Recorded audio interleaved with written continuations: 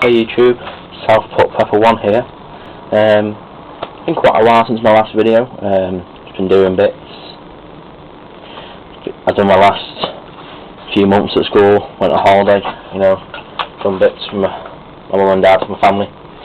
So this video is about a breaching kit. This is the kit you're going to use to breach buildings to get somewhere and salvage things. Now some of you are going to say salvaging and looting there's not a difference. There is. Looting is what people do when they're just out for what they can gain. People when they're just stealing stuff just for their personal gain. Salvaging is different. Salvaging is when you need something. If you need medicines in your local hospital after the shit hit the fan hasn't been touched, it's all fenced off, no one's been in there, and you know there's medicine in there. You can go and you can salvage that medicine. There's nothing wrong with that. Looting and stealing is wrong. Do not loot and steal. It's wrong. It's illegal. And quite frankly, it's disgusting. Now, after the shit hit the fan, doors are not just going to be left open like they are nowadays. You can't just walk into a hospital and the shit hit the fan. 6 months down the line when hospitals have been bombarded, people are just going to leave the cities. If you're planning to stay in the city, you're going to need city, town, village, wherever you are. You're going to need gear to get into places. Yeah. Now, probably going to wonder, why has he got earplugs and why has he got masks? Earplugs. If you're going out around with your children, you don't want your children to be hearing, horrible things there. You don't want, if there's people being raped in the street, people being killed and battered, you don't want your children hearing that. Earplugs, and not just for that, they're good for you.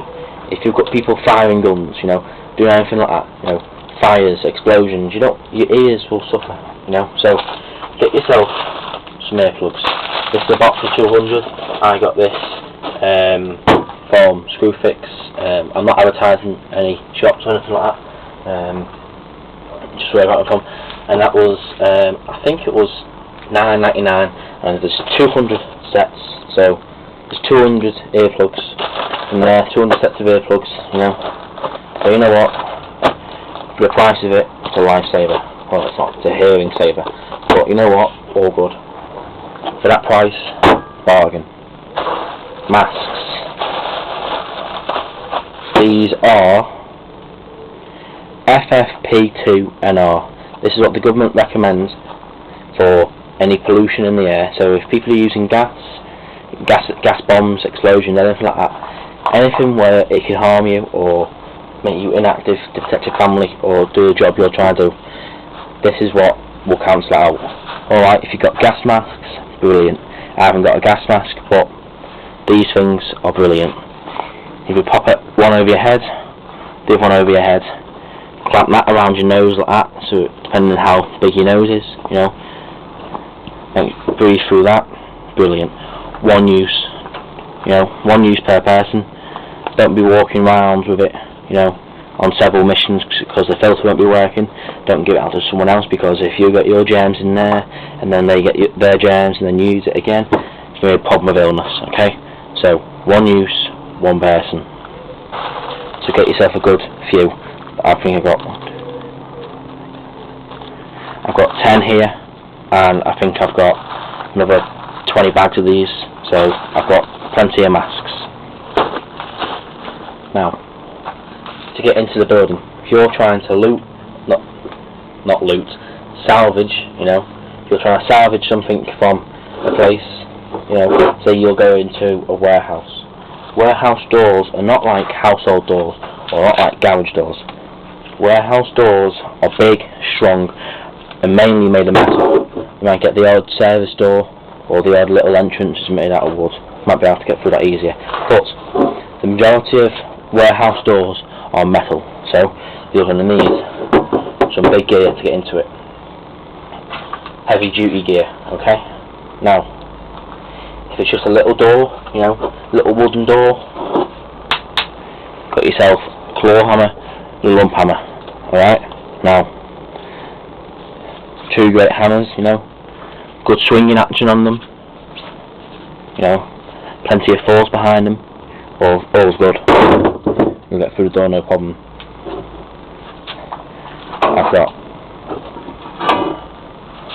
2 crowbars here, or This one's a crowbar, your standard normal crowbar. This is what your average burglar will use to get through your door.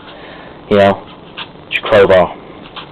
You know, lift doors, rip things off. You know, that's what ash uses for. Got another crowbar now. This one's got a point on it. Don't ask me why it's got a point on it. I haven't got a clue. This was sharp until I used it to hit something into the wall. I know, stupid, but I did it anyway. So there you go. You've got that one there. Shovels. Everyone needs a shovel. Shovels, they're great. As long as you look after them, they'll look after you. Alright? Now, you might have to dig into somewhere, you know. People might have used sandbags or anything to barricade doors and the sand's been ripped up by explosions. You've got your shovel to dig in, alright? Dig in there, get what you need and go. Then you've got sledgehammer. This is a £15 sledgehammer in weight. I think it was about £35 sterling. 50 something dollars. So there you go. You know, bigger, more heavy duty doors. You'll need this. You'll need this to get in. You know, brilliant piece of equipment. But just like any piece of gear, if you don't know how to use it properly, it can hurt you.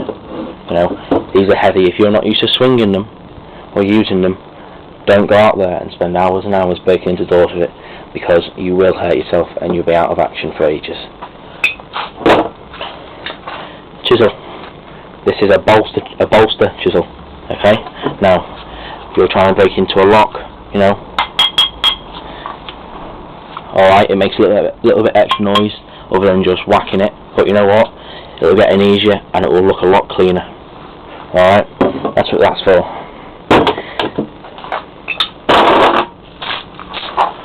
Good bit of chain.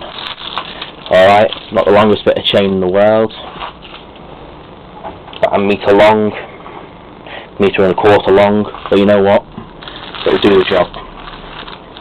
If you need to pull something off, you need to pull a door off, or anything like that, or hold anything down, this is what you need. With a good solid chain. You know what? And if you're broken into somewhere but you don't want to be followed, you know, wrap this round, knock a padlock on it, they won't be getting in, and if they do, you'll hear them. Good pair of wire snips, just as good as bolt cutters. Alright? If you're breaking somewhere with a wire fence, you'll need these to break in. They will help you a hell of a lot. You can get in and out dead quietly. Tape. And you're probably wondering why I've got tape. Now, tape is like a dog. It's a man's best friend. If you've got tape, alright, you can rip some off, tie it around a post.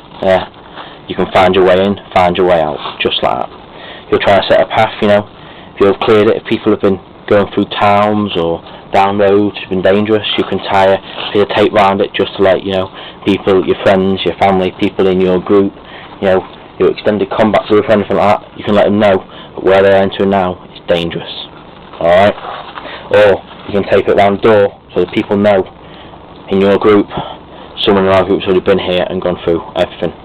Stops them wasting their time, they can move on to another property and get what's needed. Alright? Now, one last thing before I finish the video. Gloves. Good pair of solid gloves, you know. So if you're trying to swing this, or you're trying to dig into somewhere, so you can get blisters on your hands. If you get blisters on your hand in the field, they pop and get infected, you know what? You're done. You're finished.